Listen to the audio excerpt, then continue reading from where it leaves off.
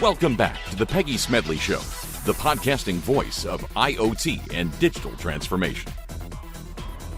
Hello, everyone. This is Peggy Smedley of the Peggy Smedley Show, coming to you live from CES 2020, and I'm excited right now. I am with Marko Mandric. You're the CEO and founder of Bumper. I love that name. That is very creative. Thank you so much, Peggy. Thank you for having us on. Oh, we're delighted. So how's CES going for you so far? Man, this is our second CES running now. Last year was our first.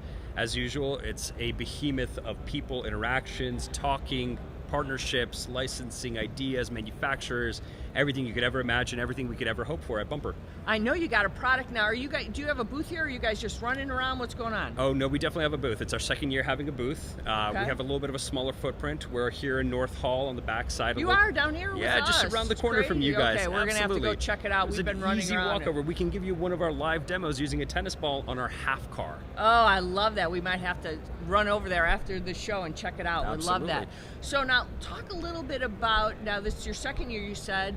What's your take of CES just in general? Oh, man. If you could take everything that a company could ever want from a logistical standpoint of interfacing with businesses, potential partnerships, resellers, retailers, big box retail, whatever it is, if you put it all inside one big room, that's basically what CES is. It's a huge potential for a small company, big and large, to make moves, to be the company that they want to be that calendar year, and it all starts right here at CES 2020. Now, your product is actually for, cars. Mm-hmm. So why would you introduce a product here versus going to like an auto show? I mean, is it because it's a tech product? Talk to me about that. Yeah, we actually battled that for quite a while when considering where should we really present ourselves for the company that we want to be. Sure, we do make products for cars, absolutely. And our motto is protect car and car owners everywhere instantaneously. But we're also a tech company, and we really want to focus on the features and capabilities of a product like this to help bring the tech that car owners deserve everywhere. So, if it really comes down to it, CES is the only choice for us. So, talk a little bit about the product. What do you got here? Show everybody what you got. Absolutely. So this is Bumper. Bumper is a small, smart security device for your vehicle. Plugs in underneath your dash, right on your steering wheel. It syncs to your phone, and in about 3 minutes, you've installed it without any professional installation. No need, no help. No wires cut, no nothing. After that, if something as light as a tennis ball hits your vehicle, it'll push a notification to your phone instantaneously, not only telling you that something's happened, but giving you the metadata that you need to know how to respond to an event. We track for low, medium, and high impacts, as well as break-in detection, towing situations, and we even have GPS in case your car would ever get stolen and you need to recover it, or rather, the authorities would have to find it for you.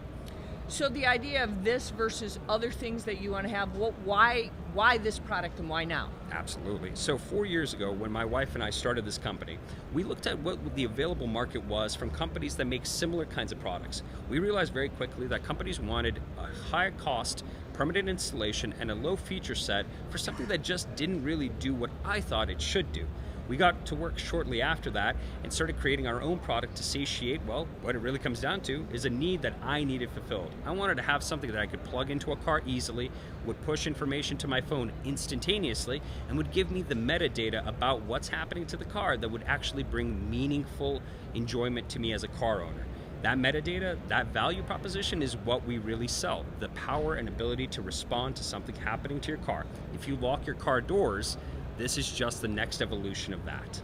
How does it work like when you think about with insurance companies? Is it helping that and you're giving more data and you say, look, I've got the information now that I never had before? Absolutely. So if you think about it, we park these vehicles outside on the road on a daily basis. We leave them all willy-nilly in the streets. Car insurance companies take that data that they have and then utilize it in order to drive some of your premiums based upon your behaviors in the past versus what you might do in the future, age, sex, whatever it is.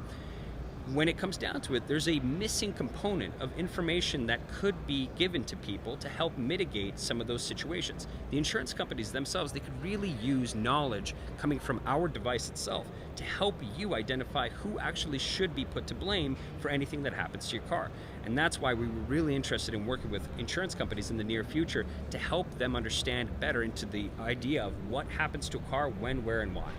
Progressive is tracked, I think it's like 2 million data points on us, and they say they know everything, but they still charge premiums based on, standard age, sex, Yeah. the mileage, but they don't actually give you real discounts, I think, based on, using the data that we've talked about, right? I mean, that's something, it's kind of different. I think it's probably frustrating to a lot of people saying, why are, at the same time, they don't want to use those kind of data points that maybe are out there, and maybe there's a reason. I don't know. Maybe they should be on the show to tell us why we're not taking advantage of all the data have. Yeah. I mean, it's interesting. Not just them, but all of the car companies. When you think about it, we've been tracking data for years. Yeah, absolutely. We feel like there's an opportunity for us as a third-party company to contain some of that data and give it to the right companies that could actually make value for you by sharing that data. It's yours. At the end of the day, everything you do inside that car should be owned by you.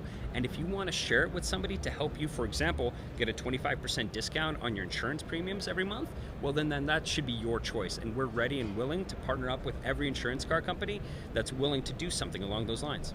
Do you think it would help them to know, like someone says, I only live, 20 minutes or 10 minutes from my house, and here's something that can track that data, give them, versus someone says, oh, now I have information. I mean, that's what they've been saying when they had these kind of tools that are in there. Or the same idea, your rock hits your windshield like you just described. The information that's describing, you're giving a lot of information. Do you find that having all the metadata that you have, how do you interpret the data when it comes out? Sure. How you're able to actually display the data that you're tracking. Absolutely. So we look at the data that your data generates. We look at trends. We look at what groups of cars do over a grouping of individuals. We don't look at anyone's individual data. That's really kind of become an obvious notion. Privacy is a huge thing. We've seen a lot of companies kind of forego this concept of, well, it's my data, I generated, yes, I did it through your service, but at the end of the day, shouldn't I still own that little portion of it? That's the portion that we believe we could really sit on in terms of customer satisfaction and value proposition, that we really do want to understand. It's your data. If you want to do something with it, we should partner up with the right companies that are willing to let you do that, but at your own discretion, versus selling it out to somebody without really telling you. I wonder who's done that on the social media site. Did I say that out loud? I don't know. Let's not mention any names. Yeah. So what do you think will be the best benefit of this in the near future? How do you see the gains? You've described that. Are you getting some traction in the marketplace and talking to companies? Absolutely, without a question. Last year, we went to, 2 years ago, we were on some crowdfunding. We did a little bit of crowdfunding to see what kind of response we would get back. What we found was as a no-name brand at the time, we were having a really hard time gaining traction, sales, from people that we were advertising to. They loved the idea, they would go to the website, but we'd get so few purchases. What we found really resonated with people was when we handed a unit and a tennis ball to somebody we didn't know, but they trusted, we would sell them in droves. And so we literally did that. We sent out a unit to a YouTube guy. He took his unit, plugged it into his car, threw a couple of tennis balls at his BMW. We sold $20,000 worth in a single week, just to one video that lasted 3 minutes.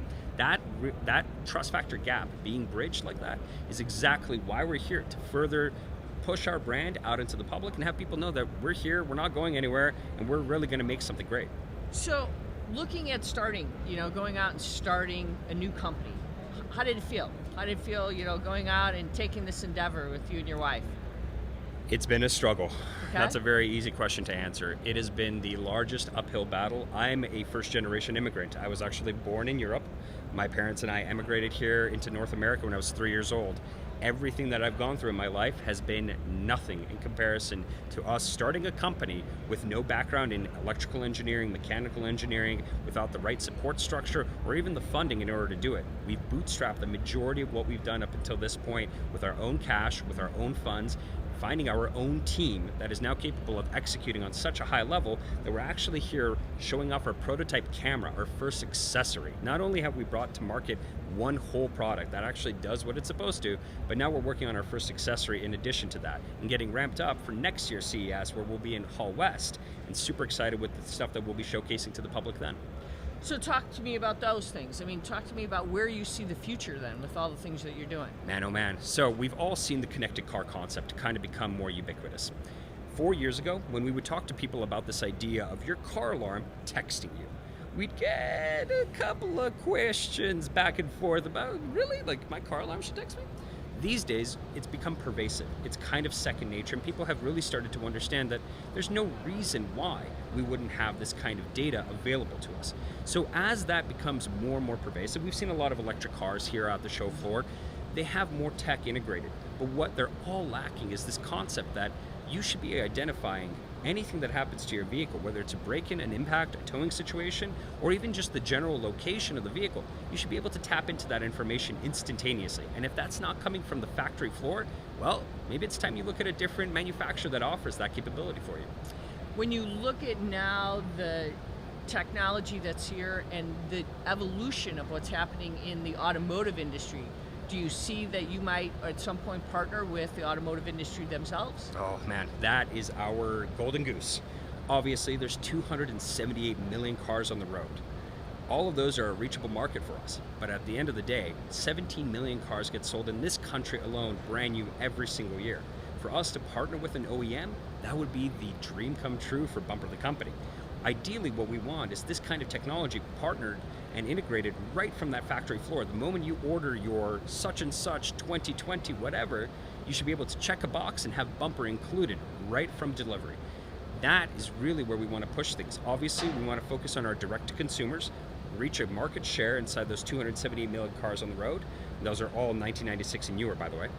But then most importantly, we also want to be part of the future. And we have to work hard in order to stay ahead of the game, because one day, I know, and you can quote me on this, there will be an avalanche of car connected capabilities, and we will grow very used to taking our cars from the A to B toasters that they used to be to these multimedia capable, amazing machines on four wheels that we'll see in the near future.